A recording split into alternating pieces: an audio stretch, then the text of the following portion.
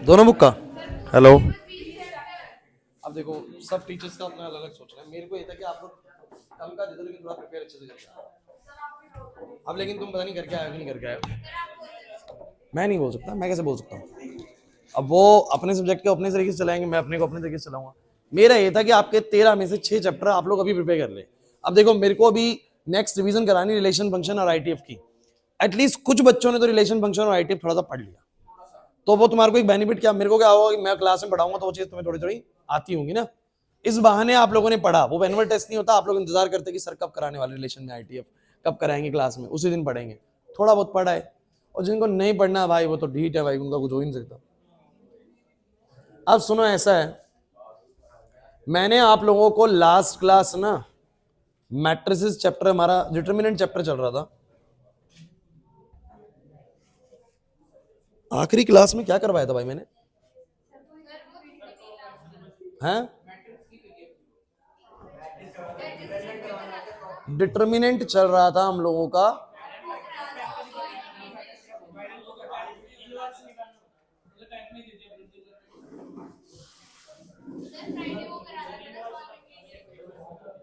ठीक है, हाँ वही करवाना है, हाँ वही करवाना है। सुनो, अब ऐसा भाई देखो बच्चों प्लीज, पहली बात तो ये कि मैंने आपको डिटरमिनेंट के अंदर डिटरमिनेंट निकालना सिखा दिया। डिटरमिनेंट के बाद आप लोगों को इसमें माइनर्स कैसे निकलते हैं, कोफैक्टर्स कैसे निकलते हैं, एडजॉइंट कैसे निकलता है, इनवर्स कैसे निकलता है, ये सारी चीजें आप लोगों को सिखा दी गई हैं। अब इस चैप्टर की जो सबसे जरूरी चीज मैं बोलता हूं, जो कि एग्जाम में कंफर्म्ड है, और जो चीज कंफर्म्ड है उसको थोड़ा अच्छे से कर लेना चाहिए हमेशा। और कंफर्म्ड है यहाँ पर सॉल्विंग लीनियर इक्वेशंस, ये एग्जाम में आएगा ही आएगा। अभी आप लोग स्कूल के एग्जाम दे रहे हैं तो उससे ही आपको आइडिया लग गया होगा कि कभी भी शायद ऐसा नहीं हुआ होगा डिटरमिनेंट आ रहा और सॉल्विंग लीनियर इक्वेशन ना आया हो। देते हैं ना स्कूल में, सभी स्कूलों में ऐसे ही है ना, कि आप लोगों को अगर मैथ से डिटरमिनेंट चैप्टर आ रहा है तो आप लोगों को सॉल्विंग लीनियर इक्वेशंस का क्वेश्चन जरूर आएगा। अब इस सॉल्विंग लीनियर इक्वेशंस के ना कुछ टाइप हैं, आप लोगों ने, हालांकि जो बच्चे टेस्ट के लिए पढ़ के हैं उनको तो आती भी होंगी। तो मैंने आप लोगों को क्या क्या करवाया था इसमें, जैसे मान लो कि अगर कोई मेरे को ऐसे क्वेश्चन दे दे, एनसीईआरटी देने के बाद जल्दी से कर पाए थे टेस्ट वाला क्वेश्चन।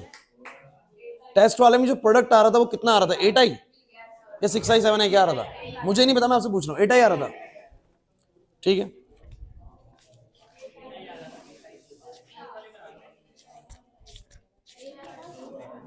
तो मान लीजिए कि मेरे पास ये है,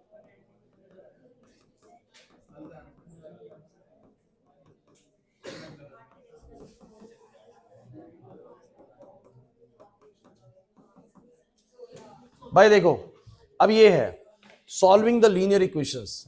अब जब आप इसको सॉल्व करते हैं तो आप लोगों को एक्स और वाई और जेड निकालना है, और इसका एक सिंपल सा तरीका बोलते हैं कि आप लोग यहां पर 3 मैट्रिसेस की फॉर्मेशन करिए। इन मैट्रिसेस को भले ही मैं नाम कुछ भी दूं, ए बी एक्स इधर, लेकिन आपको ध्यान रखना होता है, ऐसे याद करना है कि एक मैट्रिक्स बनानी कोफिशिएंट से। किससे बनानी है? कोफिशिएंट्स, मतलब कि 1 -1 1 2 1 -3 1 1 1। ये तो हो गया ए मैट्रिक्स, सही है। फिर हो गया एक बी मैट्रिक्स 4 0 2, और एक हो गया X matrix X Y Z. समझो मेरी बात को, we have now 3 matrix, A matrix, B matrix and X matrix. हमेशा ऐसे ही बनानी है आप लोगों को, एक बनानी है कोफिशिएंट से मैट्रिक्स, एक बनानी है रिजल्ट से मैट्रिक्स, और एक बनानी है वैसे जो हमारी वेरिएबल वाली मैट्रिक्स है। एक काम करते हैं, इसको थोड़ा सा इधर रखते हैं, सही रहेगा। हाँ बोलो क्या हुआ। अब इसको करने का सिंपल सा एक तरीका होता है भाई, और सुन लो ध्यान से, कि जो एक्स मैट्रिक्स होने वाली, जो आपकी एक्स मैट्रिक्स है जो निकलेगी, वो एक्स मैट्रिक्स वो कैसे निकलेगी? इस कोफिशिएंट वाली मैट्रिक्स का, मैं ए का इनवर्स बोल ही नहीं रहा हूं, मैं तो हमेशा बोलूंगा कोफिशिएंट वाली जो भी मैट्रिक्स का तुमने नाम दिया है वो कुछ भी है, उसका तो इनवर्स कर दो, उसका तो क्या कर दो, और उसको मल्टीप्लाई कर दो बी मैट्रिक्स से। डायरेक्ट फॉर्मूला समझाऊंगा नहीं क्या लॉजिक इसके पीछे का, वो आप लोगों ने पढ़ा होगा, लेकिन सीधा याद रखना है कि अगर मेरे को यहां पर एक्स वाई जेड की वैल्यू निकालनी, जिसको मैं एक्स मैट्रिक्स का नाम दे रहा हूं, तो एक्स मैट्रिक्स हमेशा कैसे निकलेगी? इस कोफिशिएंट वाली मैट्रिक्स का इनवर्स इनटू में बी, इनटू में बी। अब तुम लोग कहोगे सर ए इनवर्स कैसे निकलता है? 1 बाय में A determinant adjoint of A into में B, this is your X matrix. मैं थोड़ी सी उम्मीद करता हूं कि तुम लोगों को इतना तो आता ही होगा कि ए डिटरमिनेंट कैसे निकलेगा, आता है, एडजॉइंट कैसे निकलेगा, आता है, और मल्टीप्लाई कर देंगे उसको बी मैट्रिक्स से। बोलो तो एक करा देता हूं। तो हाँ, टेस्ट वाला भी करा दूंगा।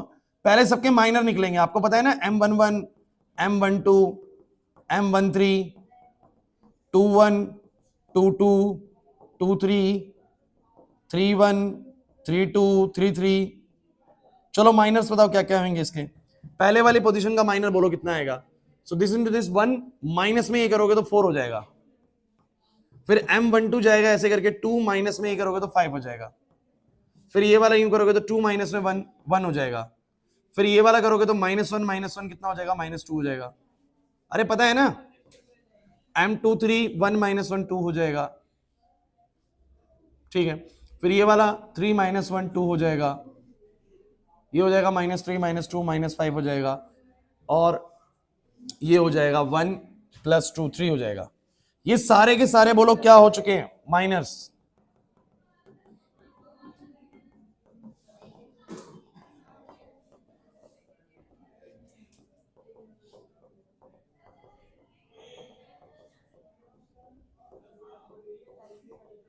अब तुम मुझे बताओ, दो, ये जितने भी माइनर्स हैं, आपको पता है कोवेक्टर्स कैसे निकलेंगे, कुछ चीजों के साइन चेंज हो जाएंगे। जैसे पहले वाले का नहीं होएगा बट दूसरे वाले का होएगा, फिर इसका नहीं होएगा, इसका होएगा, इसका नहीं होएगा, इसका होएगा, इसका नहीं होएगा, इसका होएगा, इसका नहीं होएगा, सॉरी नहीं होगा, ठीक है। तो ये कोवेक्टर्स आ चुके हैं। इन कोवेक्टर्स के जरिए आपको पता है एडजॉइंट निकलता है, और एडजॉइंट कितना आएगा, तो जो एडजॉइंट ऑफ ए मैट्रिक्स है वो आप लोगों का आएगा 4 -5 1 2 0 -2 एंड 2 5 3 का बोलो क्या ट्रांसपोज, ये आ जाएगा 4 -5 1 2 0 -2 2 5 3। This is your adjoint of A matrix, adjoint of A matrix. अब मेरी पूरी बात सुनो भाई, क्लास प्लीज। एडजॉइंट आप लोगों का आ चुका है, आपको बी मैट्रिक्स ये रहा, जस्ट पुट करो, डिटरमिनेंट निकालो। ए डिटरमिनेंट बताओ कितना आएगा, ए डिटरमिनेंट सीधा कर दूं, वैसे 1 को रखोगे तो कितना आएगा बोलो, 4, बातें नहीं भाई प्लीज। फिर -1 को तुम माइनस में रखोगे तो कितना हो जाएगा बोलो, +1 5, और फिर 1 को रखोगे तो बोलो कितना आ जाएगा 10। ए डिटरमिनेंट 10 आ गया। चलो पुट करते हैं भाई, एक्स मैट्रिक्स निकलेगी हमारी 1 में A determinant, adjoint of A into में बी, दिस इज 1 में 10, एडजॉइंट है हमारा 4 2 2 माइनस का 5 0 5 और 1 -2 3, और ये मेरे पास बी मैट्रिक्स है जो कि है 4 0 2। बताओ क्या आएगा सब बच्चे, 1 में 10, this row into this column, multiplication आप लोगों को आता है, 16 और 4 हो जाएगा टोटल 20, ये हो जाएगा माइनस का 20 और जमा 10, माइनस का 10, 4 और 6 10। तो मेरा जो एक्स मैट्रिक्स है, जो कि इसको मैं एक्स मैट्रिक्स बोल रहा हूं, जिसको मैं बाद में एक्स वाई जेड बोलता हूं, ये आ जाएगा 2 -1 और 1। इसका मतलब एक्स की वैल्यू 2 आ गई, वाई की वैल्यू -1 आ गई, और जेड की वैल्यू 1 आ गई।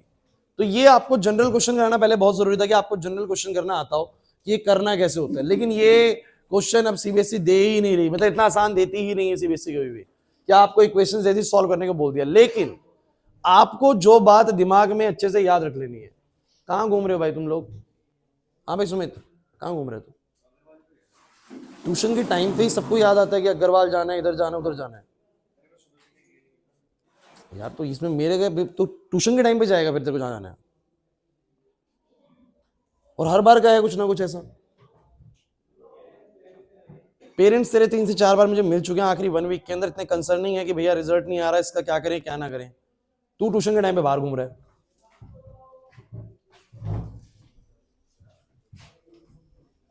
इक्वेशन सॉल्व करेंगे, कैसे करेंगे, सिंपल सी बात है, एक ए मैट्रिक्स बनेगी, कोफिशिएंट से बनेगी, एक्स मैट्रिक्स वेरिएबल से बनेगी, बी मैट्रिक्स सामने वाले रिजल्ट से बनेगी। एक्स मैट्रिक्स निकलेगा ए का इनवर्स इनटू बी, ए का इनवर्स इनटू बी। और आपको पता है जब मेरे पास कोई मैट्रिक्स है, जब मेरे पास मैट्रिक्स है तो उसका इनवर्स भी निकालना आता है और बी मैट्रिक्स है ही, दोनों को मल्टीप्लाई करना है और आंसर निकालना है, बस सॉल्व करना है। क्लियर हुआ कुछ। लेकिन दिमाग में एक चीज फिट कर लीजिए, बार बार बोल रहा हूं, इस एक्स मैट्रिक्स को निकालना है तो कोफिशिएंट वाली मैट्रिक्स का इनवर्स करना है, कोफिशिएंट वाली मैट्रिक्स का इनवर्स करना है और बी से मल्टीप्लाई करना है, बी से। Is it clear. अभी जरा इस क्वेश्चन को थोड़ा सा और चेंज करते हैं, कराऊंगा नहीं पूरा, अब मैं पूरा नहीं कराऊंगा क्वेश्चन, क्योंकि जब एक कर लिया है तो हम थोड़ा सा आइडिया लेके चलेंगे अगले कैसे करने हैं। तो अब जरा देखो, एक क्वेश्चन आप लोगों का ऐसा आता है, एनसीईआरटी का क्वेश्चन है, इसको सॉल्व करने को आता है बच्चों। 4 से 5 टाइप है, बस मैं सारी बताया था तुम लोगों को। पेपर में गलती मत करना, मुझे पता है कुछ बच्चों को आपको आती होगी, बिकॉज आप टेस्ट में तैयार करके आ चुके हैं, आप लोग टेस्ट में तैयार करके आ चुके हैं, मुझे पता है, लेकिन फिर भी कोई नहीं। सुनो भाई सुनो जल्दी से। तो ये भाई आपके पास इसके सॉल्व करना है आपको, एक्स वाई और जेड सॉल्व करना है, एक्स वाई और जेड। फिर वही बात आती है कि क्वेश्चन थोड़ा अजीब सा दिख रहा है आप लोगों को, तो आपको लेट कर लेना है इस क्वेश्चन में कि मैं 1/x को कुछ लिख लूं u, 1/y को लिख लूं v और 1/z को लिख लूं w। तो मेरा जो इक्वेशन है वो क्या बन जाएगा, 2u प्लस में 3v प्लस में 10w बराबर 4। एक बन जाएगा 4u प्लस में माइनस का 6v प्लस का 5w प्लस का 5w बराबर 1। 6u प्लस में 9v माइनस का 20w बराबर 2। Now we have these three equations. अब ये क्वेश्चन बिल्कुल पिछले जैसा बन गया कि नहीं बन गया, मुझे बताओ। अरे पिछले जैसा बन गया बिल्कुल, पिछले वाला क्वेश्चन ऐसे ही था, बस उसमें एक्स वाई जेड था। तो तुम मुझे बताओ, भले एक्स वाई जेड था उसमें, इसमें यू वी डब्ल्यू है, तो यू वी डब्ल्यू तो निकाल लोगे ना। अब कैसे निकालोगे, एक मैट्रिक्स बनाओगे तुम लोग कोफिशिएंट से, 2 3 10 4 माइनस 6 5 और 6 9 और माइनस 20। एक एक्स मैट्रिक्स आप लोग बनाओगे यू वी डब्ल्यू, और एक बी मैट्रिक्स आप लोग बनाओगे 4 1 2। मेरा बस आपसे सवाल ये है, एक्स वाई जेड भले ही नहीं आएगा लेकिन यू वी डब्ल्यू तो आ जाएगा ना, बिकॉज एक्स मैट्रिक्स निकलेगा इस मैट्रिक्स का इनवर्स इनटू बी। इस मैट्रिक्स का इनवर्स आदत बनाइए, ये लिखने की आदत जरूर बनाओ, इस मैट्रिक्स का inverse into B. Direct formula मत लिखिए, बिकॉज आपको इससे कुछ सीखने को मिलता है। इस मैट्रिक्स का इनवर्स इनटू बी, इसका इनवर्स क्या होगा, 1 में A determinant adjoint of A into में बी। बातें नहीं, और तेरे को जब मैट्रिक्स पता है तो एडजॉइंट भी आ जाएगा, बी भी आ जाएगा, डिटरमिनेंट भी आ जाएगा। तेरे पास एक्स मैट्रिक्स निकल आएगी, मतलब कि तेरे पास निकल आएगा यू वी डब्ल्यू। क्या निकल आएगा, अब जिसको यू वी डब्ल्यू पता लग गया उसको एक्स वाई जेड भी पता लग गया, रेसिप्रोकेट कर दो। सही है, जैसे x की वैल्यू 1/4, u की वैल्यू 1/5 आ रही है, तो u की वैल्यू 1/5, तो u खुद 1/x है, तो x की वैल्यू 5 हो जाएगी। क्या हो जाएगी, 5 हो जाएगी। नहीं आया समझ? तो आपको इस क्वेश्चन के अंदर क्या करना होता है, बस अज्यूम कर लेना होता है 1/x 1/y 1/z को u v w, और फिर u v w पहले निकाल लेना होता है, तो कि क्वेश्चन सिंपल लगे, u v w निकल के फिर x y z आ जाएगा। नहीं आया समझ में? नहीं आया तो अभी बताओ। सोनी का क्लियर है? सेकंड टाइप ये थी बच्चों। अब थर्ड टाइप क्या है वो सुनो। थर्ड टाइप, आपको एक ए मैट्रिक्स देगा, सॉल्व नहीं कराऊंगा, बोलेगा find A inverse and using this A inverse solve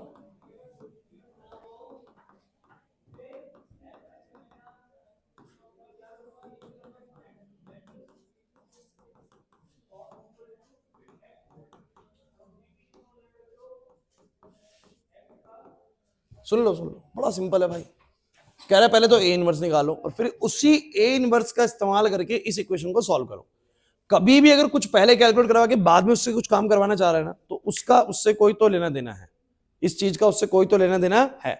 और बहुत क्लियरली मुझे दिख रहा है वैसे कि 2 3 4 से बनी हुई मैट्रिक्स ही है, कोई दिक्कत नहीं है। लेकिन सुनिएगा, ट्विस्ट यहां पर क्वेश्चन में बहुत सारे हैं।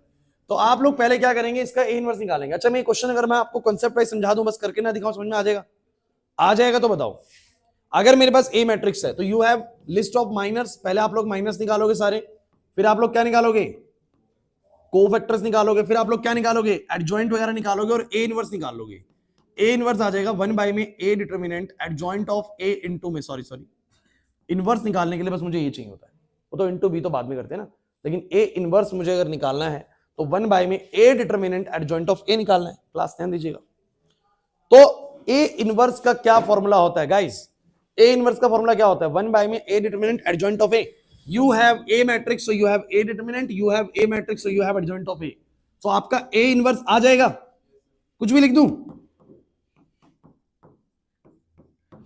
अरे ए इनवर्स आ जाएगा। अरे यार मैट्रिक्स से इनवर्स तो निकालना आता है ना, आ गया इनवर्स। उसने बोलता है इनवर्स निकाल दो, और कह रहा है उसी का इस्तेमाल करके फिर इसको सॉल्व कर दो, उसी का इस्तेमाल करके फिर इसको सॉल्व कर दो। तो कैसे सॉल्व करूंगा, आ जाओ। तो मैंने कहा भैया इसके कोफिशिएंट से बनेगी एक मैट्रिक्स, ध्यान रखना, कोफिशिएंट से बनेगी एक मैट्रिक्स। मैंने बनाई, कुछ बहुत जरूरी चीज बोलूंगा, ध्यान देना, कोफिशिएंट से बनेगी मैट्रिक्स और इस कोफिशिएंट से बनने वाली मैट्रिक्स का आपको नाम सोच समझ के रखना होता है, बातें नहीं भाई, क्योंकि अब मैं आपको बताने जा रहा हूं कि कहां कहां वो क्वेश्चन को चेंज कर रहा है। आप लोगों ने कोफिशिएंट बनी हुई मैट्रिक्स को देखना है कि वो उससे कैसे रिलेटेड है। तो क्लियरली दिखता है कि जो कोफिशिएंट से बनी हुई मैट्रिक्स है वो सेम मैट्रिक्स है, वो सेम मैट्रिक्स वही वाली है। इसका मतलब अगर उसका नाम ए है तो इसका नाम भी, उसका नाम ए है तो इसका नाम भी। लेकिन कई बार ये एक चीज करेगा, बदलेगा, उधर जो मैट्रिक्स दी होगी ना उसका ट्रांसपोज होगी ये वाली, तो फिर आप इधर ए नहीं लिखेंगे, ए का ट्रांसपोज लिखेंगे। क्या लिखेंगे? ए का, कि ये कोफिशिएंट से बनी हुई मैट्रिक्स ए का ट्रांसपोज है। समझे मैंने क्या कहा? ये वाली मैट्रिक्स और कोफिशिएंट वाली मैट्रिक्स मैच नहीं करेगी। ऐसे लिखा होगा 2 3 4, मतलब ऐसे लिखा होगा, और ये होगी 2 3 4 ऐसे, मतलब ये मैट्रिक्स उसका ट्रांसपोज होगी। तो मैं इसको क्या लिखूंगा? ये ए नहीं है, ये ए का ट्रांसपोज, ए का। तो आपको ध्यान रखना है कि उससे कुछ ना कुछ तो रिलेशन है। अब तो भैया कहानी खत्म, क्योंकि मेरे को क्वेश्चन में क्या बोला जाता है कि एक्स मैट्रिक्स कैसे निकलेगी? इस कोफिशिएंट वाली मैट्रिक्स का इनवर्स, कोफिशिएंट वाली मैट्रिक्स का। तो मैंने कहा इसका इनवर्स यानी ए का इनवर्स इनटू में बी, और ए का इनवर्स तो पहले ही निकल चुका होगा ना, सीधा उठा के डालेंगे आंसर आएगा। हो गया सिंप्लीफाइड? नहीं आया ना प्रिंस समझ में? पहले ए इनवर्स निकाल लिया, बाद में पता लगा कोफिशिएंट वाली मैट्रिक्स वो ए ही है, तो उसका इनवर्स सीधा निकल चुका है। अब हमें दोबारा सॉल्व करने की जरूरत नहीं है, अब सीधा इसमें पुट कर देंगे। क्लियर हुआ कि नहीं हुआ? अगली चीज पे बढ़ते हैं। यही क्वेश्चन तुम्हें कैसे बदल के आ जाएगा नेक्स्ट बार, नेक्स्ट टाइम क्वेश्चन कैसे बदल के आएगा, मैं सारी टाइप तुम्हें बता रहा हूं। ए मैट्रिक्स देगा 2 3 4 1 0 2 5 1 3 ऐसे करके कुछ देगा, कहेगा find A inverse and using this, इसका इस्तेमाल करके सॉल्व।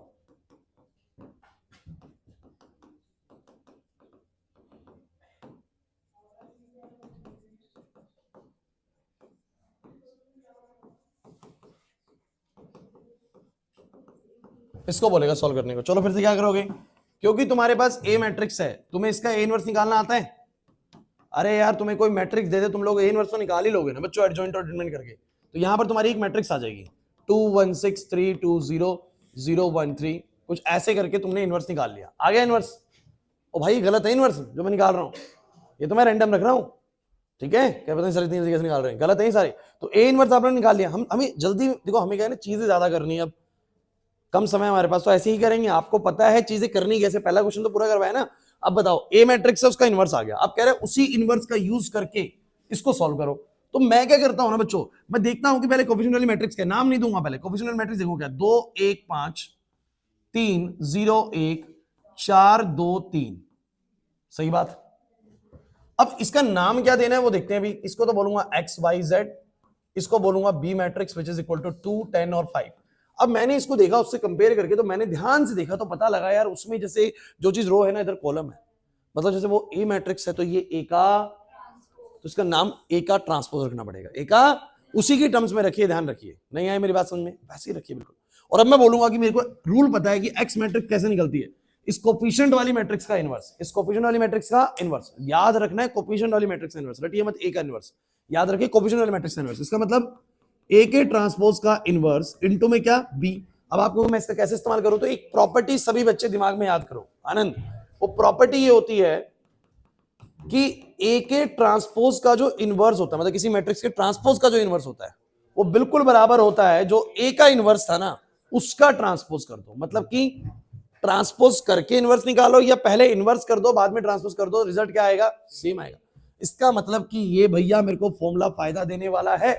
मुझे अभी ए ट्रांसपोज का इनवर्स करना था और मेरे पास लेकिन ए इनवर्स ऑलरेडी आ रखा है, तो मुझे क्या करना है, बस इसके अंदर इस वाले का ट्रांसपोज कर देना, मेरा ए ट्रांसपोज का इनवर्स आ जाएगा। प्रॉपर्टी ये कहती है ए ट्रांसपोज का इनवर्स ए इनवर्स के ट्रांसपोज के बराबर होता है।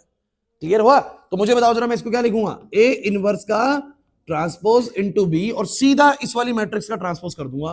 तो बोलो इसका ट्रांसपोज क्या आएगा, 2 1 6 3 2 0 0 1 3, और इनटू में कर दूंगा बी विच इज 2 10 और सॉल्व कर दूंगा। नहीं आया ना समझ में?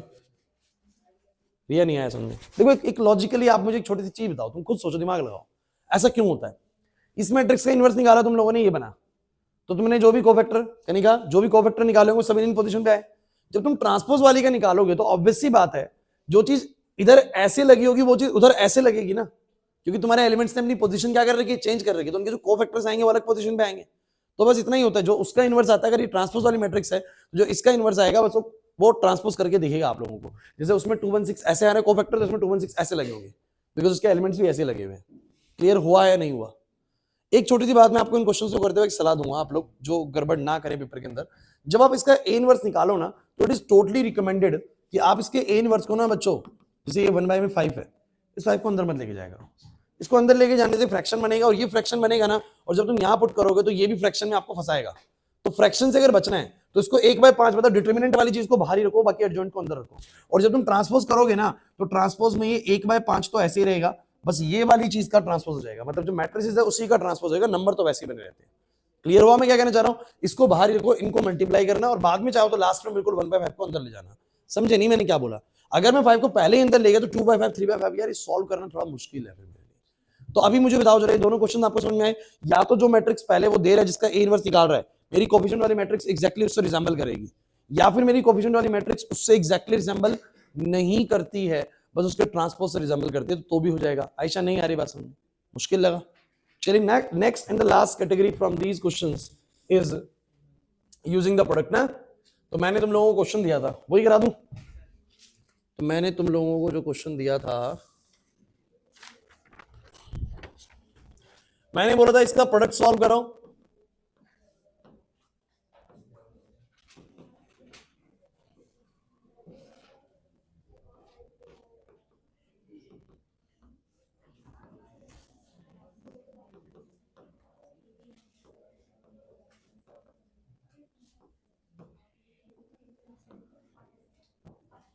एंड इसको सॉल्व करो।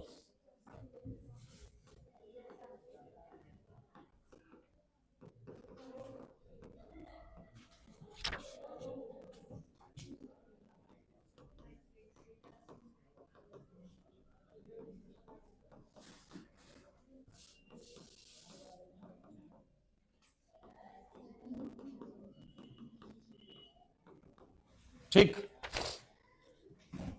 आइए अब आप लोगों को सॉल्व करना है उन तीन इक्वेशंस को बाय यूजिंग दिस प्रोडक्ट। फिर मैं बता रहा हूं, जब आप प्रोडक्ट को देखेंगे ना तो इनमें से कोई एक मैट्रिक्स फिर आपकी कोफिशिएंट मैट्रिक्स से कोई तो रिश्ता रखती है। अब वो कैसा, वो डायरेक्ट भी हो सकता है और ट्रांसपोज करके भी हो सकता है। तो सुन लीजिएगा, कैसे भी स्विच कर सकता है क्वेश्चन को। मैंने उतना मुश्किल डाला नहीं था, इसमें मैं लास्ट बताऊंगा, लास्ट वो आपको क्या फंसा सकता है। अभी पहले उनमें से ना और इसके कोफिशिएंट में से मैट्रिक्स को मैच करो। 1 - 1 1 सेकंड वाले से मैच कर रही है, सेकंड वाले से मैच कर रही है, देख लो ना। 1 -2 नीचे देखो, तो बिल्कुल सेकंड वाली मैट्रिक्स से ये वाली मैट्रिक्स क्या कर रही है, मैच कर रही है। कोई नहीं, पहले प्रोडक्ट निकालते, और प्रोडक्ट निकालते वक्त आपको पक्का एक को नाम देना चाहिए ए, एक को नाम देना चाहिए बी, नाम तो देना चाहिए। चलो पहले वाली को तुमने ए दिया, दूसरे वाली को तुमने नाम कैसे भी दे दीजिए, कोई फर्क नहीं पड़ता। आप चाहो तो पी और क्यू भी नाम दे सकते हो, पी और क्यू, पी और क्यू नाम दे दिया, चलो कोई नहीं। अब सुनो, मल्टीप्लाई करो, ये आएगा इससे करके तो -4 इंटू में 1 -4 +4 0 और 8, ये 8 आएगा। तुम अगला करके देख लो, 0 ही आएगा, 4 0 आ रहा है, ये भी 0 आएगा, 0 आएगा, 8 0 0 0 8। ये हमेशा मैट्रिक्स ऐसी बनेगी जैसे कि कुछ टाइम्स ऑफ आइडेंटिटी मैट्रिक्स, कुछ times of identity matrix. So your PQ matrix will be, your PQ matrix will be 8 times of 1 0 0 0 1 0 0 0 1. This will be 8 times of I. सुनो, PQ कितना आ गया? नहीं आ रही बात समझ में? अब PQ आ गया 8I, PQ आ गया, इधर रुकना है आप लोगों को, ये बड़ा इंपॉर्टेंट रिलेशन मिलता है आप लोगों को कि PQ 8I आ गया। अब आ जाओ सॉल्विंग वाली चीज पे, सॉल्विंग वाली चीज को देखते हैं। सॉल्विंग वाले में कोफिशिएंट वाली मैट्रिक्स बताओ क्या बनेगी? 1 -1 1 1 -2 -2 2 1 3। इस मैट्रिक्स को, जो कोफिशिएंट वाली मैट्रिक्स है, इसको अलग से कुछ ए नाम मत दीजिए। देखिए क्या पिछले वाला से कोई रिजेंबल कर रहा है, ये से क्यू से रिजेंबल कर रहा है, इसको क्यू नाम दे दीजिए। ये जरूरी नहीं ए बोलना है यार, इसको वो बोलना है जो भी क्वेश्चन में चल रहा है। क्वेश्चन में क्यों चल रहा है इसका नाम तो क्यों बोल दिया। क्वेश्चन में ए के साथ उसका रिलेशन ए ट्रांसपोज था तो उसको ए ट्रांसपोज बोला। समझे मैं क्या बोलना चाह रहा हूं? इसका नाम वैसे रखना है जैसे कि सिचुएशन दी हुई है। नहीं आई प्रिंस बात समझ में? तो इसका नाम मैंने भी फिलहाल क्यों रखा। एक्स मैट्रिक्स बोलो क्या है, एक्स वाई जेड, और बी मैट्रिक्स बोलो क्या है मेरी। अगर तुम उसको ए और बी नाम दे देते तो ध्यान रखना, फिर इसको बी नाम देते और फिर इसको कुछ और नाम देते, सी नाम देते। नाम से क्या फर्क पड़ता है यार, रूल पता होना चाहिए। रूल क्या कहता है? रूल कहता है कि जो ये एक्स मैट्रिक्स निकलेगी वो कैसे निकलेगी, इसका इनवर्स, यानी इसका इनवर्स मतलब क्यू का इनवर्स चाहिए। किसका इनवर्स चाहिए बोलो? क्यू का इनवर्स इनटू में बी चाहिए। अब मैं क्यू का इनवर्स कैसे लाऊं? मेरे को तो पी क्यू बराबर 8i पता है, अब यार एक सिंपल सी चीज है, क्या तुम्हें ये पता है कि किसी भी मैट्रिक्स को जब उसके इनवर्स से मल्टीप्लाई करते हैं तो आइडेंटिटी मैट्रिक्स आता है? पता है ये बात? सिखाई थी मैंने बिल्कुल लास्ट जब मैंने क्लास ली थी कि किसी भी मैट्रिक्स को इनवर्स से मल्टीप्लाई करने पे आइडेंटिटी मैट्रिक्स जनरेट होती है, और किसी भी मैट्रिक्स को आइडेंटिटी मैट्रिक्स से मल्टीप्लाई करने पे वही मैट्रिक्स आती है। आइडेंटिटी मैट्रिक्स वन का काम करती है, वन का, जैसे वन करता है ना काम नंबर में, वैसे काम करती है। पता है ये बातें? तो मुझे तुम ये बताओ, अगर मुझे क्यू इनवर्स निकालना है इस जगह से तो कैसे निकालूंगा? मैं बोलूंगा multiply both side by Q inverse, both side by Q inverse. तो मुझे बताओ क्या होगा? ये पी क्यू इंटू में क्यू इनवर्स हो जाएगा, और ये 8 इंटू में आई इंटू में क्यू इनवर्स हो जाएगा। तो मुझे बताओ जरा, क्यू इंटू में क्यू इनवर्स 1 आई हो गया, और पी आई मतलब क्या हो गया? पी, अरे समझे नहीं समझे? ये क्या हो गया बोलो? 8 क्यू इनवर्स। तो क्यू इनवर्स कितना आ गया? मैं आपको एक सिंपल बात हूं, जैसे पी क्यू बराबर 8 आई आ रहा है तो क्यू इनवर्स होएगा, क्यू इनवर्स होएगा 1/8p। अगर मान लो पी क्यू बराबर 6 आया था तो क्यू इनवर्स था 1/6p। ऐसे ही चलता है हमेशा ही। और बाकी करने का तरीका बोलो क्या है? ये वाला है। तो मुझे बताओ क्यू इनवर्स कितना आ गया? सही बच्चे बोलो क्यू इनवर्स कितना आ गया? तो क्यू इनवर्स कुछ नहीं है सर, 1/8 टाइम्स है दूसरे वाली मैट्रिक्स के इनवर्स के।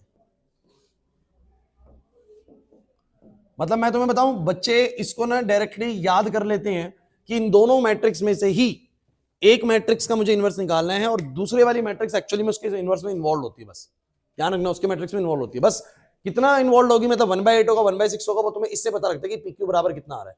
अगर पीक्यू बराबर 5 आता तो बस ध्यान रखना था इसका इनवर्स जो होगा ना उसके मुकाबले 1/5 टाइम्स होगा। बस ये वाली बात ध्यान रखनी है। नहीं है यार समझ में? सिंपल चीज है यार, आपको मल्टीप्लाई करना है। अब आ गया आपका क्यू इनवर्स, अब आपका क्यू इनवर्स आ गया। just use that q inverse, just use that q inverse here and multiply it by b and get the answer। खत्म करो। नहीं आया समझ में ना? नहीं आया? तुम्हारे को यही क्वेश्चन दिया हुआ था मैंने, तो आपको बस q इनवर्स को वहां पुट करना है, b से मल्टीप्लाई करना है, सॉल्व द आंसर। अच्छा, अब ये लास्ट क्वेश्चन क्या तुम्हारे को फेंक सकता है, क्या कंफ्यूज कर सकता है? ये आप लोगों को सेम क्वेश्चन देगा ऐसे, मैं इसी को बना लेता हूं।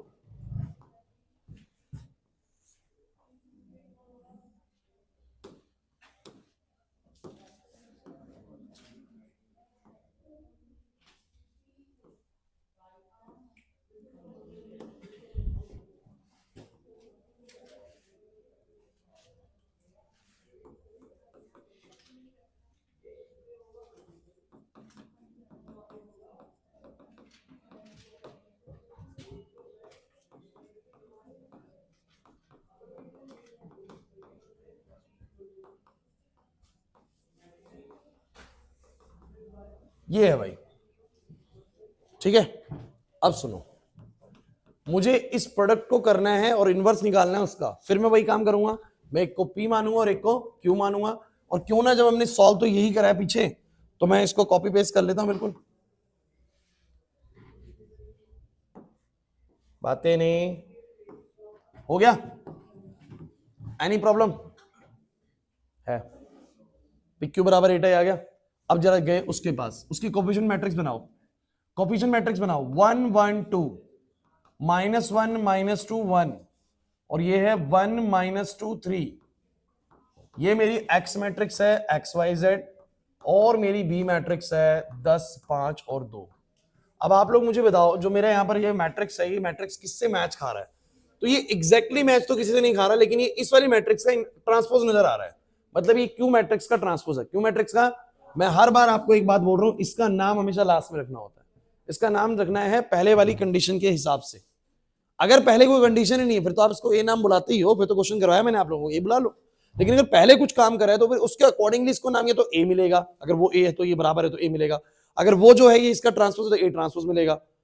समझ में आ रही बात? तो जैसा नाम उसको पहले दिया उसके अकॉर्डिंगली इसको नाम मिलेगा। यहाँ पर ध्यान दो तो निशा सोनी का क्लियर है ये वाली चीज। अब मुझे बताओ मुझे करना है क्या चाहिए? मैं तो भैया रूल याद करके बैठा हूं कि एक्स मैट्रिक्स क्या होती है, इस कोफिशिएंट वाली मैट्रिक्स का इन्वर्स करना पड़ेगा, मतलब कि क्यूटी का इन्वर्स करना पड़ेगा। और ये क्यूटी का इन्वर्स कैसे करेंगे बताओ जरा, कैसे करेंगे? तो सर क्यू का इन्वर्स तो निकाल ही लेंगे। तो यहां से क्यू का इन्वर्स कितना है बोलो? 1/8p। तो 1/8 टाइम्स ऑफ, है ना? अरे यार अभी तो सिखाया मैंने तुम लोगों को, ये क्यू का इन्वर्स तो आता ही है, तो भूल क्यों रहे हो कि ये ट्रांसपोज का इन्वर्स आएगा? वो क्या आएगा? इन्वर्स का ट्रांसपोज कर दूंगा और फिर बी से मल्टीप्लाई कर दूंगा। तो इन्वर्स का ट्रांसपोज कर दो, इसका ट्रांसपोज करके वहां पर पुट कर दो।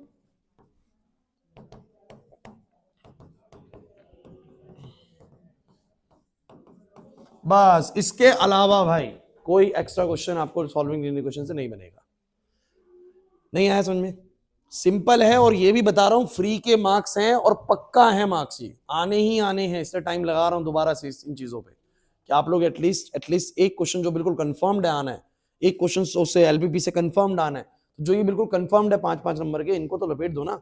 एलपीपी का 5 नंबर कंफर्म्ड है करने का, वो भी गलत करेंगे। तो 5 नंबर का एलपीपी का कंफर्म्ड क्वेश्चन है भाई, कर लो अच्छे से प्रैक्टिस।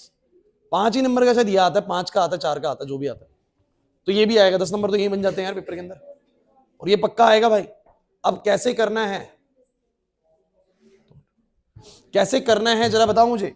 या तो हम प्रोडक्ट यूज करेंगे, क्या यूज करेंगे बोलो? प्रोडक्ट यूज करेंगे, प्रोडक्ट यूज करेंगे। क्लास प्लीज, प्रोडक्ट को यूज करके आएगा क्वेश्चन, या फिर किसी मैट्रिक्स को यूज करके उसका इनवर्स निकलवा के फिर काम करवाएगा, या फिर आप लोगों को ऐसे ही डायरेक्टली सॉल्व करने को बोल देगा। कर पाओगे या नहीं कर पाओगे? पक्की बात है। तो ये मैंने आप लोगों को क्वेश्चन दिए थे कल, एक क्वेश्चन था, आप लोग कर पाए नहीं कर पाए। अच्छा, इसका क्या आंसर निकाला था एक बार निकाल के बताना मुझे। प्रॉपर्टी वाला भी मैं आपको बता ही रहा हूं, क्योंकि टाइम है हमारे पास 15 मिनट का, तो मैं करवा रहा हूं। आपको बोला गया है ए और बी स्क्वायर मैट्रिक्स हैं ऑफ ऑर्डर 3 सच दैट ए का डिटर्मिनेंट -1 है, बी का डिटर्मिनेंट 3 है, देन 2ab का डिटर्मिनेंट क्या होगा? क्वेश्चन करो 2 मिनट में। क्वेश्चन था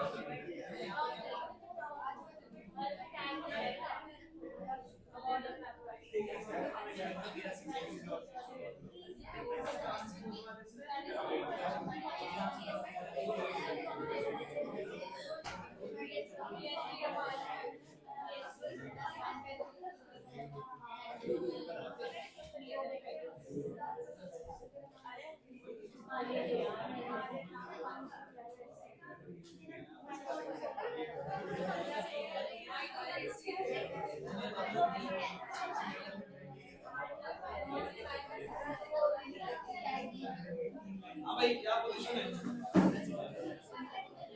अब देखिए मैं आपको एक बात बताऊं, अरे बच्चों सुनो, डिटरमिनेंट चैप्टर से, क्योंकि मैं नेक्स्ट क्लास से आईटीएफ उठाने वाला हूं भाई, आईटीएफ कराऊंगा आप लोगों को, इनवर्स ट्रिग्नोमेट्रिक फंक्शन, ठीक है, और रिलेशन फंक्शन, ये दोनों साथ में चलेंगे। अब अगले 6 चैप्टर्स हम खत्म करेंगे।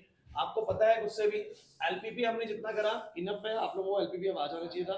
3D के क्वेश्चन भी आप लोगों ने कल पता नहीं कैसे बनाए नहीं बनाए वो आप जानते होंगे, लेकिन 3D बन जाना चाहिए। गलत कर दिए 3D क्वेश्चन हैं, नहीं बन पाए, बन गए होंगे। अच्छा, मैट्रिसेस में क्वेश्चन दिक्कत कर रहे थे क्या? नहीं कर रहे, मैट्रिसेस में कहां फंसने वाले क्वेश्चन थे, नहीं थे। अब लेकिन सुनो, अब डिटरमिनेंट में कुछ बातें ऐसी हैं जो बिना क्लास प्लीज, आपको डिटरमिनेंट में एक क्वेश्चन कंफर्म्ड है from the properties, from the direct properties हैं कुछ आप लोगों की जो एग्जाम में पूछी गई हैं। एक जगह पर किसी बच्चे के पास है वो प्रॉपर्टीज जब मैंने लिखवाई थी, अभी क्लास में किसी बच्चे के पास है, एक ही जगह पर क्लास में है, तो मैं एक बार में लिखवाता हूँ और शुरू करता हूँ क्वेश्चन, क्योंकि मैं फिर मिस ना हो जाए। है किसी बच्चे के पास देना मुझे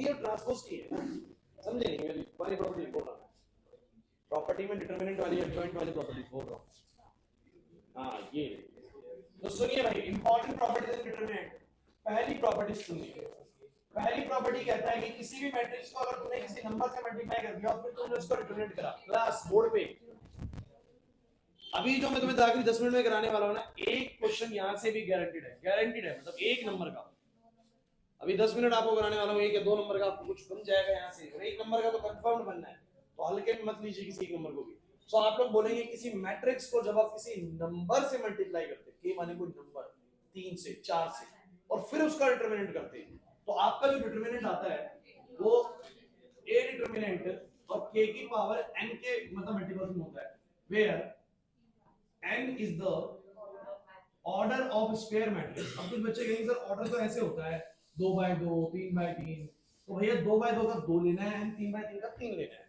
कहने का मतलब क्या है वो सुन लीजिए किसी भी मैट्रिक्स को सपोज मैंने 3 से मल्टीप्लाई कर दिया या मान लो किसी भी मैट्रिक्स को मैंने 2 से मल्टीप्लाई कर दिया इसे कर दिया 2 से और फिर मैंने उसका डिटरमिनेंट निकाला 2 से मल्टीप्लाई करने के बाद उसकी वैल्यू चेंज होगी होंगी और फिर मैंने उसका डिटरमिनेंट निकाला तो कहते हैं जो उसका डिटरमिनेंट अब आएगा वो पुराने वाले डिटरमिनेंट से कितने गुना आएगा तो 2 की पावर n यहाँ पर क्या होता है ऑर्डर होता है ऑर्डर मतलब कि अगर 2/2 की मैट्रिक्स है तो 2 लूंगा तो 4 गुना हो जाएगा डिटरमिनेंट अगर मेरी 3/3 की मैट्रिक्स है तो 2 की पावर 3 लूंगा तो 8 गुना हो जाएगा डिटरमिनेंट 2 से मल्टीप्लाई करने से समझे नहीं ना क्वेश्चन को कि किसी भी डिटरमिनेंट को अभी तुम भाई देख लो ना जैसे 2 1 5 3 है 6 है सुन लो बातें नहीं ये आपके पास एक डिटरमिनेंट है तो a डिटरमिनेंट बताओ कितना आ रहा है पहले इसको मैट्रिक्स ले लो अभी इसका डिटरमिनेंट बताओ कितना आ रहा है 12 - 5 7 आ रहा है 7 आ रहा है अगर तुमने इस मैट्रिक्स को 3 से मल्टीप्लाई कर दिया भाई बात कर 3 से मल्टीप्लाई कर 3 से मल्टीप्लाई कर दिया 3 से मल्टीप्लाई कर दिया तो 3 से गुना करते के साथ ही वैल्यूज आपको पता है कैसे हो जाएंगे every number of the matrix का multiply by 3 so this will become 6 3 15 और 18 तो मुझे बताओ कितना हो जाएगा सब बच्चे 18 चिक 108 माइनस करोगे तुम 45 तो कितना हो जाएगा आप लोगों का 55 और 8 63 हो जाएगा तो 3a मैट्रिक्स आ गया 63 अरे 3 से काट मत देना वापस से वो 3a मैट्रिक्स का आप लोगों को डिटरमिनेंट बता रहा है 3a मैट्रिक्स का इसका डिटरमिनेंट 63 आ रहा है ध्यान से देखो तो 3a मैट्रिक्स का जो डिटरमिनेंट आ रहा है वो a डिटरमिनेंट से कितने गुना आ रहा है 9 गुना कितने गुना आ रहे हैं क्यों आ रहे हैं 9 गुना सोच सकते हो क्योंकि रूल ये कहता है कि 3a का डिटरमिनेंट आना चाहिए 3 की power n times of a determinant where n क्या आएगा बोलो ऑर्डर कितना है बोलो 2/2 तो ऊपर 2 आएगा तो उससे कितना आएगा बोलो 9 टाइम्स ऑफ a डिटरमिनेंट इसका मतलब कि अगर मैं किसी मैट्रिक्स को 3 से गुना करूंगा तो उसका डिटरमिनेंट 9 गुना हो जाएगा अगर उसका ऑर्डर 2/2 का है अगर ऑर्डर कितना है बोलो अगर यही ऑर्डर 3/3 का होता आनंद 3/3 का होता तो मुझे पावर 3 रखनी पड़ती 3 की पावर 3 कितना आता 27 तो 27 गुना हो जाता 3 से मल्टीप्लाई करते समझ नहीं आया मतलब कि किसी भी मैट्रिक्स को तुमने किसी नंबर से गुना करा और फिर उसका डिटरमिनेंट निकाला तो उसका जो आंसर आएगा वो ओरिजिनल डिटरमिनेंट से कितने गुना आएगा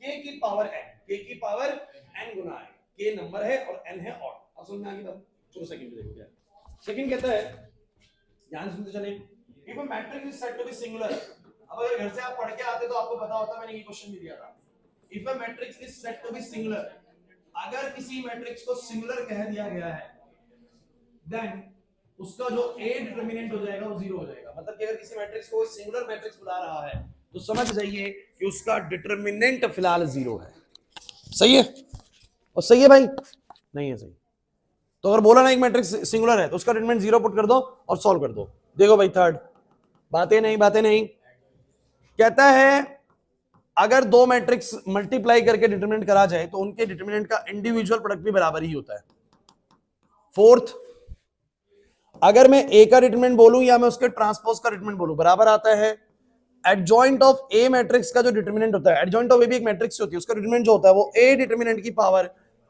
n माइनस उनके बराबर होता है n फिर से वही ऑर्डर होता है और इनवर्स मैट्रिक्स का डिटरमिनेंट हमेशा इनवर्स मैट्रिक्स का डिटरमिनेंट हाँ भाई चेतन जो इनवर्स वाली मैट्रिक्स आती है अगर उसका डिटरमिनेंट करोगे तो वो हमेशा जो ओरिजिनल डिटरमिनेंट है उससे रेसिप्रोकेट आएगा मतलब कि तुम्हारी मैट्रिक्स का डिटरमिनेंट 5 आ रहा है तो इनवर्स वाली मैट्रिक्स का डिटरमिनेंट 1/5 आएगा। क्या आएगा बोलो? अरे नहीं आ रहा समझ में। एक मैट्रिक्स का डिटरमिनेंट 5 है तो उसकी इनवर्स वाली मैट्रिक्स का डिटरमिनेंट क्या होगा? 1/5 होगा। नहीं आ रही बात समझ में? चलिए, और एक लास्ट बात मैंने आपको बताई थी कि जितनी भी स्क्यू मैट्रिक्स होती हैं ऑड ऑर्डर की, उनका डिटरमिनेंट 0 होता है। Skew matrix of odd order have determinant equal to 0। बातें मत करो भाई, ये प्रॉपर्टीज को बिल्कुल भी नजरअंदाज करके नहीं जा सकते आप लोग बोर्ड एग्जाम्स के अंदर, क्योंकि एक क्वेश्चन मैंने आपको पहले भी बोला था कंफर्म्ड आएगा, और आप लोगों ने स्कूल के एग्जाम दियो तो कुछ ना कुछ टीचर बना देता है इसके ऊपर से एक चीज। तो आप लोगों को याद क्या करिए, और किसी भी चीज का अगर आपको एविडेंस चाहिए just try to solve it ना। आप लोगों ने एडजॉइंट नहीं निकाले कि किसी भी मैट्रिक्स के, निकाले ना, उसका डिटरमिनेंट सॉल्व कर लेना और फिर देखना कि आपका जो डिटरमिनेंट था उसकी पावर n-1 के बराबर आ रहा है कि नहीं आ रहा है। n फिर से बोलो क्या है? ऑर्डर है। जैसे कि 3/3 की मैट्रिक्स है, 3/3 की मैट्रिक्स है तो ऑर्डर 3 होगा, 3 - 1, यानी बोलो क्या? a डिटरमिनेंट का स्क्वायर, मतलब कि उसका एडजॉइंट का डिटरमिनेंट a डिटरमिनेंट के स्क्वायर के बराबर आएगा। नहीं समझ में आ रहा ना कुछ भी? अब ये प्रॉपर्टीज के जरिए मैंने तुम्हें लास्ट क्लास क्या क्वेश्चन दिया था, ध्यान से सुनना, क्वेश्चन बड़ा अच्छा था। क्वेश्चन ये था, अब जिस बच्चे को प्रॉपर्टीज आती हैं, 3/3 की मैट्रिक्स बोली थी, जिस बच्चे को प्रॉपर्टीज आती है वो पता क्या करता? 2ab का डिटरमिनेंट, पहले तो वो ये दिमाग लगाता कि कोई चाहे a और b दो मैट्रिक्स है लेकिन मल्टीप्लाई करके तो एक ही मैट्रिक्स बनेगी ना। तो कोई भी मैट्रिक्स अगर किसी नंबर से गुना होती है तो वो जो रिजल्ट आता है वो कितना आता है? तो पहले ab का डिटरमिनेंट मैं यहां पर ऐसे ही रखूंगा और मैं बोलूंगा 2 की पावर n आएगा। तो 2 की पावर क्या, कितने ऑर्डर की? 3 आएगा। नहीं आया ना समझ में? आनंद नहीं आया समझ में? देखो यार, आपको लगेगा सर ए बी का होना चाहिए, यार a 3/3 की है, b 3/3 की, तो ए बी भी तो कितना आएगा? 3/3 ही आएगा। तो मैं बोलूंगा 2 की पावर 3, क्योंकि मैंने प्रॉपर्टी पढ़ा हुआ है k की पावर n टाइम्स ऑफ जो भी मैट्रिसेस है। नहीं आ रहा ना? बताओ कितना बनेगा? 8 टाइम्स ऑफ ए बी का डिटरमिनेंट। और अब ए बी का डिटरमिनेंट क्या होता है? प्रॉपर्टी पढ़िए, प्रॉपर्टी याद करिए, प्रॉपर्टी में पढ़ाया है कि ए बी का डिटरमिनेंट होता है ए डिटरमिनेंट इंटू बी डिटरमिनेंट। अलग अलग कर सकते हैं, इसका मतलब आंसर आएगा 8 गुना में -1 गुना में 3, this will be -24 is your answer. ये आना चाहिए था। क्लियर हुआ कुछ? और सुनो, एक और क्वेश्चन दिया था मैंने इसी पेपर के अंदर। क्या दिया था? मैंने दिया था आपको क्वेश्चन की अगर एक मैट्रिक्स सिंगुलर हो जाए, क्वेश्चन नंबर 5 है ये, कह रहा था फाइंड x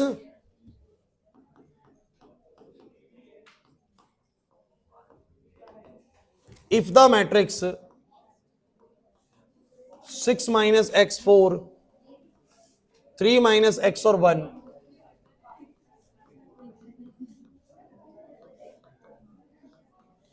इज सिंगुलर। अब सुनो भाई, x की क्या वैल्यू होगी कि ये मैट्रिक्स सिंगुलर हो जाए? तो मैंने कहा भाई अगर ये मैट्रिक्स सिंगुलर होएगी तो इसका डिटरमिनेंट क्या होएगा?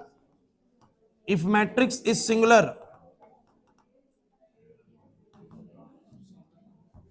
देन ए डिटरमिनेंट 0 होना चाहिए। अरे इसका डिटरमिनेंट 0 के बराबर रखना पड़ेगा। इसका डिटरमिनेंट बताओ कितना आएगा अगर करोगे तो? मतलब कि इसका डिटरमिनेंट सॉल्व करें तो 0 के बराबर आना चाहिए, मतलब 0 के बराबर रखेंगे उसको, तो ये होगा 6 - x माइनस करेंगे 4 गुना में 3 - x बराबर 0।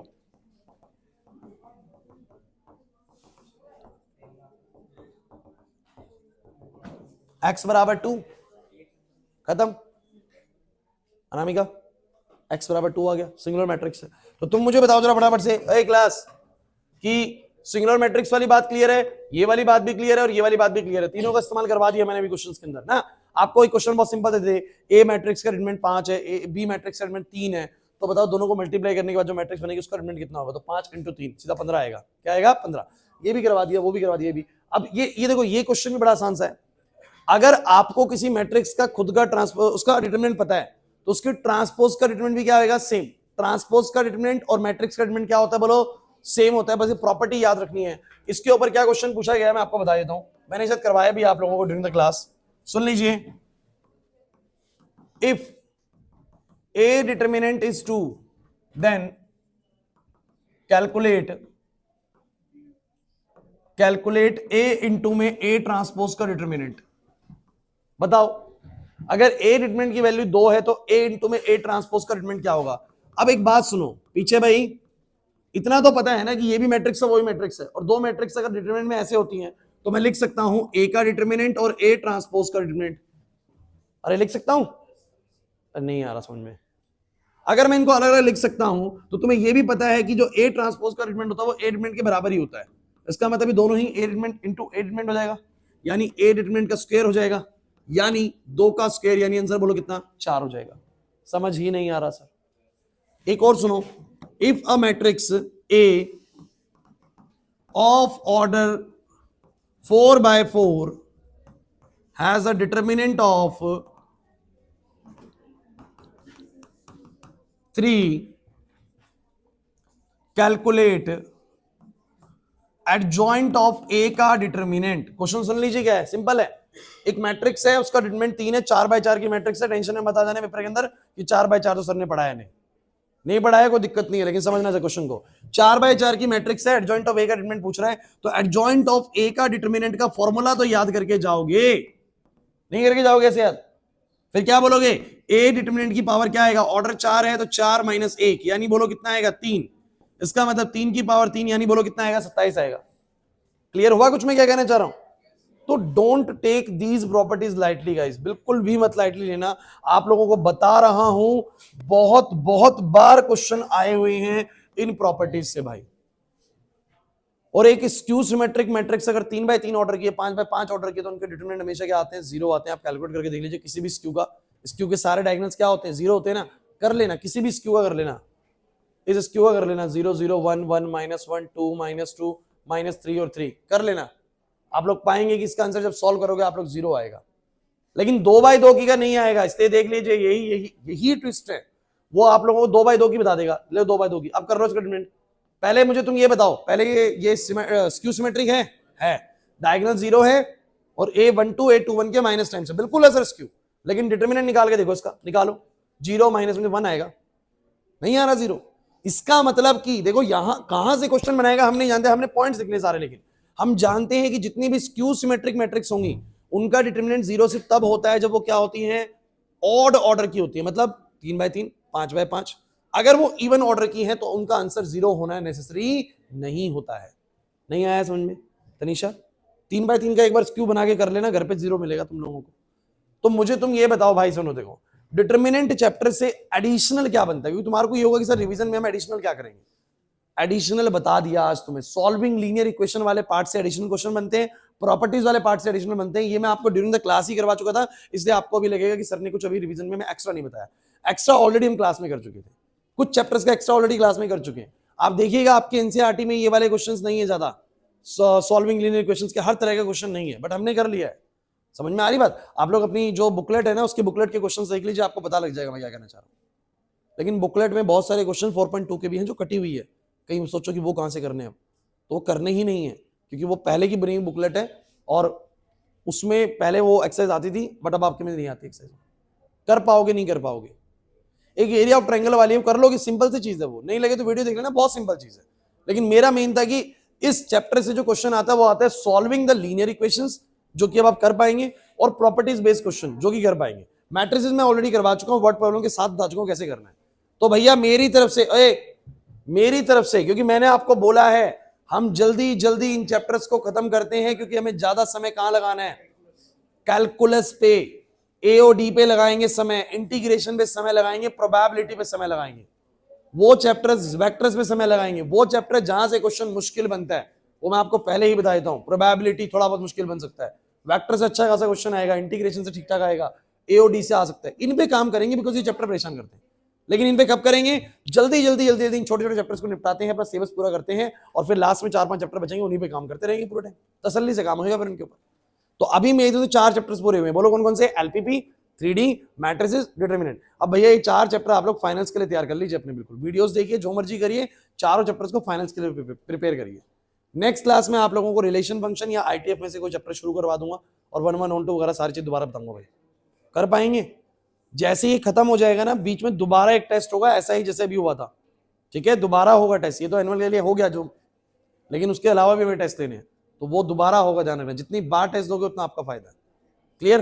फिनिश करें इसको यहाँ पर, नेक्स्ट क्लास में मिलेंगे, जाओ।